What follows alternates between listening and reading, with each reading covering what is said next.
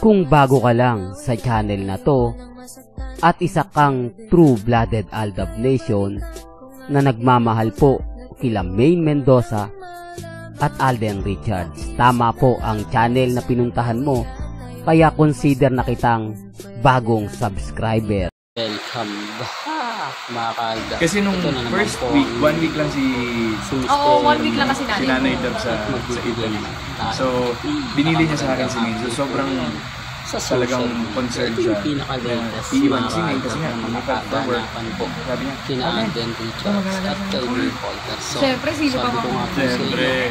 So, gusto nyo lang naman yun, wala akong problema. Mga latest lang naman. Okay sila. Ang gusto nyo pong marinig about kina Alden at kay Maine, abay dito lang po kayo. Diba dito lang po kayo sa channel ng nakita nyo naman po kung gaano na po baka-updated ang mga bali-balita po sa social media, kung gaano nga po baka updated yung mga sinasabi at pahayag ko. Kaya nga po ko relax lang at kampante, hindi po ba? Although throwback po video ko pinapakita sa inyo, pero latest naman ang pag-uusapan natin, ang pagpunta ni Alden Richards at syempre ni Mrs. Polterson sa Osaka, Japan. Pero dito po sa part ng video na to, ito yung hindi mo masasabi na gawa-gawa lang o scripted. Kasi off-cam po ito lalo na itong video na to. Hindi po ba? Ito yung mga sinasabi ko. Kaya nga po ang lakas ng loob ng Aldab Nation. Kaya nga po hindi kami natitinag. Dahil din naman po sa pamilya Polterson at pamilya Mendoza. Hindi nga po kami magawang i-demand. Para lang po sa mga baguhan. Para lang po sa mga dumadaan. At syempre sa mga bumibisita po sa channel ni Mr. Destiny. Sa mga taong kritiko ko lagi. Kaya nga po, nagagalit sila dahil yung mga throwback video po ginagamit ko para lang po mapatunayan at sabihin sa kanila na ang Aldab, hindi po kami gawa-gawa lang. Kumbaga kami po talagang totoo at hindi po kami nag-i-edit. Yan ang isa sa rason kung bakit po ako kampante. Hindi katulad nila kasi pagka nag-edit sila, sapul mo huli mo. Di po ba? Pero kapag si Mr. Destiny nag-post, talagang pinaniniwalaan. Yan ang isa sa rason kung bakit po nila gusto kong tumigil. Gusto nilang sabihin na natin na pinagbabawalan na tayo mag-update. Dahil marami raw po tayong, kumbaga, marami daw pong tao na apektuhan. Siyempre siguro sila na rin po. Kasi nga po kasama rin po sila dyan kasama pa rin po sila sa mga kumbaga taong nakakuha po ba mga taong kumbaga apektado sa mga sinasabi ko, naiinis sa mga pinapakita ko, pero common sense na lang po ba sa mga bitter ngayon pa naalis ang real life couple. Position na naman yan. Ano naman daw po gagawin ni Mengay sa Japan? Ano naman daw po? Ito pag alis ni Alden Richards, 101% mawawala si Baby Teo. 101% mawawala na naman si Mama Ten. Sasabihin nila, hindi, si Mama Ten hindi sumasama. Tapos magugulat na lang po kayo. May mga photos, may mga video na naandun si Mama Ten. Kasi hindi po talaga pwedeng pagsabayin. Baka hindi nyo alam, kumbaga 1 week pa lang naandun na sila Mama Ten. Basta't hindi na po nakasama ni Alden Richards sa mga photoshoot niya, mga TV commercial niya, si Mama Ten, matik na yan. Bakit alam ni Mr. Destiny yan?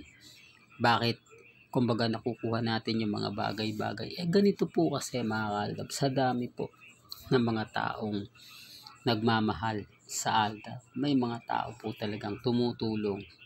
Kaya lang siyempre hindi naman pwede natin pangalanan, hindi naman natin pwedeng ipakita yung mga post nila, hindi naman natin pwedeng ipakita yung mga sinasabi nila.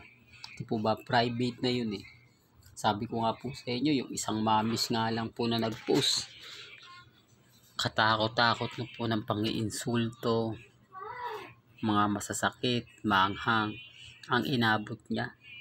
Hindi po ba? Nagsasabi lang po siya ng totoo. Kaya medyo kumbaga minamambuti na lang po natin at tayo na lang po.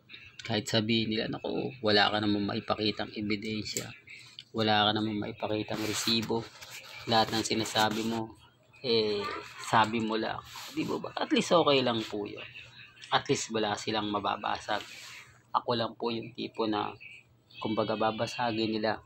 Ako lang po yung tipo na po pwede nilang tirahin. Dahil, kumbaga ako naman po, manhid na tayo dyan.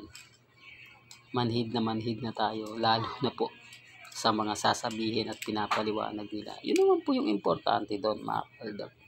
Yun naman po yung gusto ko rin pong mangyari, na sa akin na lang po sila pumokus na pang-iinsulto, pang-aasar, panglalait, lahat-lahat na, especially yung cut din. Galit na galit, alam niyo kung bakit, nababasag ko sila yung tipong edit lang yan, ganito yan gusto nyo malaman, punta kayo kay Mr. Destiny. Lagi na may mention yung pangalan natin. Tapos siyempre papakita ako ng throwback video sa Aldab. Ako naaalala ko yan. Tapos ngayon pupunta daw ng Japan si Alden, kasama daw si Mengay, sabi ni Mr. Destiny. Yung tipong ganon. Yung tipong naiinis sila sa atin. Naiinis sila kasi hindi tayo nawawala pagdating sa social media. Laging nababanggit nila yung pangalan ni Mr. Destiny. Yung pangalan na nag-vlogger na fake news daw. Pero bakit marami sumisilip po sa atin? Ultimo nga mga basher, talaga naman po gustong gusto tayo makausap o magkomento po. Alam naman po nila na hindi naman po tayo army. Hindi naman po tayo cut din. Alam naman po nila at hindi naman lingid sa kanilang kaalaman. At sila na nga po ang nagsabi na almost 6,000 o 8,000 video about Aldab. Kaya ang sabi ko sa inyo, never po tayong malilin lang. Kaya nga po hindi nila tayo pwedeng basagin. Yung tatakutin na sa dami ng hawak kong ebidensya at resibo. Sa Korte Suprema, mas priority yung mga sinabi. Hindi po ba? Yung mga post nila. Kasi mariretrieve naman po yun kung talagang sila yung nag-post o hindi. Di po ba? Di magkakaalaman na. Tapos magpapa-lie detector test. Di po ba? Doon pa lang, mahuhuli mo na Hindi po ba? Na kung totoong sinabi mo to, totoong ganto ganyan.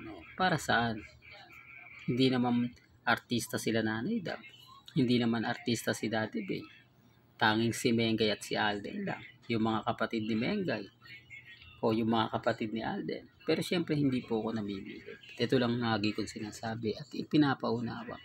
May kanya-kanya tayong opinyon. May kanya-kanya tayong pananaw. Nire-respeto po at ginagalang ni Mr. Destiny yung gusto nyong sabihin. Hanggang dito na lang po ang ating latest updates. Kaya kung gusto nyo pa po ng pinaka-latest at sariwang update, abay tumutok lang po kayo dito po sa channel ni Mr. Destiny para updated kayo sa mga bago at sa mga latest na i-upload po natin maya-maya lang. Hanggang sa muli, salamat po sa panonood at pakikinig.